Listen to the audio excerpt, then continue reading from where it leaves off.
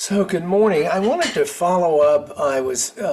Our talk on Wednesday about clinging, and as I thought about it, I wanted to dig a little deeper into it this morning. And so I want to talk about one really important aspect of clinging, which is grief and yearning, as I'm calling it, and yearning, that sort of deep, often painful longing for something or someone that is no longer present. It sort of encapsulates, I think, one way we can encapsulate the essence of grief.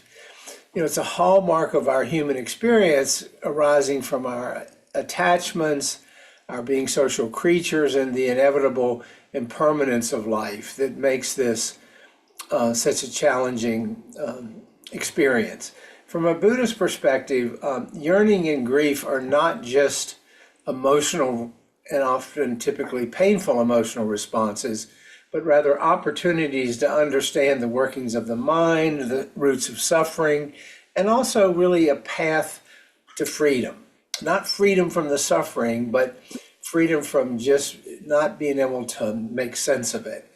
We can't avoid grief. We can't avoid yearning for the person that we've lost. So if we re-examine this in modern terms using what we know about neuroscience, particularly the role of the dopamine system in the brain, psychological theories like attachment theory, we can explore in kind of a more modern way how this yearning arises and how the Buddhist teachings can really guide us toward dealing with it more skillfully. In Buddhist teachings, yearning can be understood as a manifestation of tanha, which translates as craving, or it literally translates as thirst. We often translate it as craving. And tanha is one of the central causes of suffering, as you know, of dukkha, as outlined in the Four Noble Truths. When we lose a loved one or something we deeply cherish, our mind clings to the memory, to the sense of connection, and the hope, unrealistic as it might be, of regaining what was lost. The clinging or attachment to that hope leads to suffering because it resists the natural truth of impermanence. And it's just what we do. And it resists the natural truth of the interdependent nature of reality. So grief then, it's a natural response to loss. We cannot avoid it. There's nothing wrong. It's not bad. It doesn't make us weak. But it often becomes more painful and prolonged because of this yearning, this mental grasping at what cannot be restored. We yearn and yearn for that which cannot be restored. And from the Buddhist perspective, this yearning is a signal of our suffering. And it's an invitation to cultivate mindness, self-compassion, and wisdom, to transform our suffering into an opportunity for growth and insight. Modern neuroscience sheds lights on the biological underpinnings of yearning, particularly the role of the dopamine system. So, which is not to say that I believe grief can simply be reduced to a chemical process in the brain. That's not what I'm saying. I'm just saying this is one of the mechanisms, because it does offer some insights into how we are wired for grief and yearning. Dopamine is often associated with reward and pleasure, but that's not quite accurate. It's more accurately described as the neurotransmitter of desire, motivation, and seeking. Dopamine motivates us to seek, but it's not the reward itself. It's the seeking and the desire. So when we form attachments to people, objects, or experiences, our brain's dopamine system reinforces these connections by creating a sense of pleasure or fulfillment when we are close to what we cherish. But here's the rub, because when these attachments are severed, whether through death, through separation, through change, through a move or whatever, the dopamine system continues to fire, seeking what is no longer available. And this process, this neurobiological process, underlies the normal but persistent longing and searching we feel during grief. It is as if our brain is trying to resolve the loss by urging us to find, and I put that in quotes, find what is gone, even when such a resolution is impossible. From a Buddhist perspective, this mirrors the mental habit of craving, which perpetuates suffering by clinging, trying to cling to, trying to hold on what is impermanent and what we have over which we have no control. The dopamine system, while a natural and necessary part of our biology, necessary certainly for our survival, can lead to cycles of dissatisfaction if left unchecked. And in the context of grief, it fuels obsessive thoughts, memories, fantasies about what was lost, which only prolongs our suffering. But if we think about practices such as mindfulness, loving kindness meditation, this can help regulate this cycle because it brings awareness to the present moment and helps us cultivate acceptance of impermanence.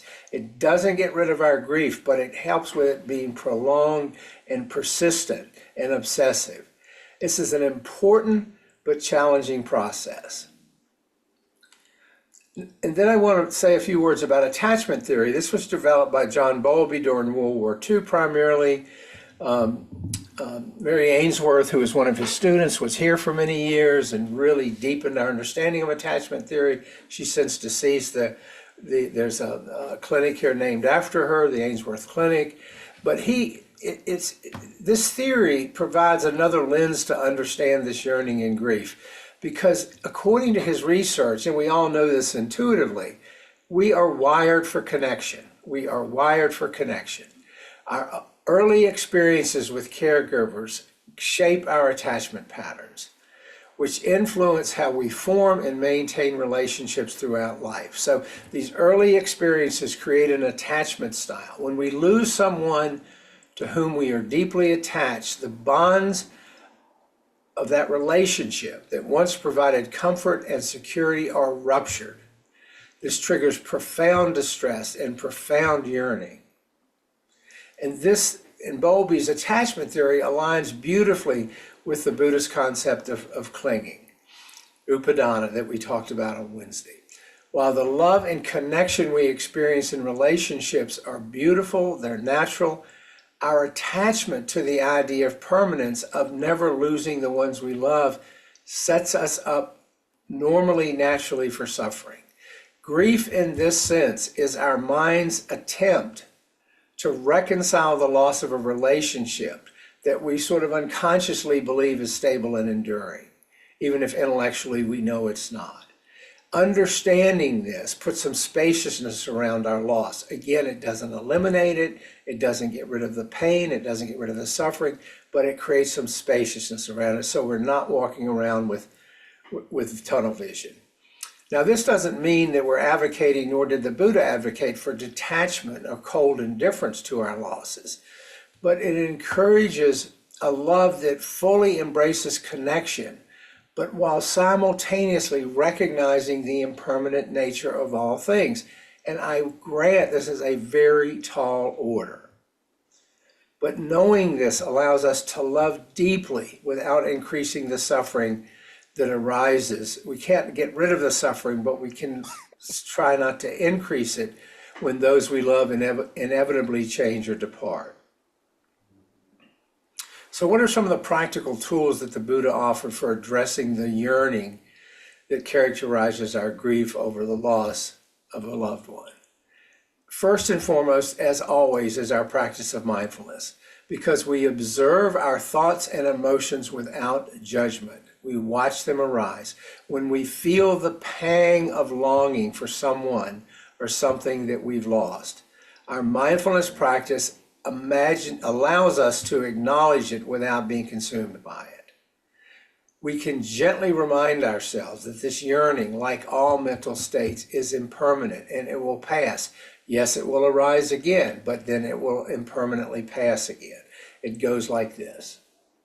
Another important practice is compassion, especially for ourselves when we're suffering with a loss. Grief, by its very nature, can feel isolating, as though we are alone in our suffering.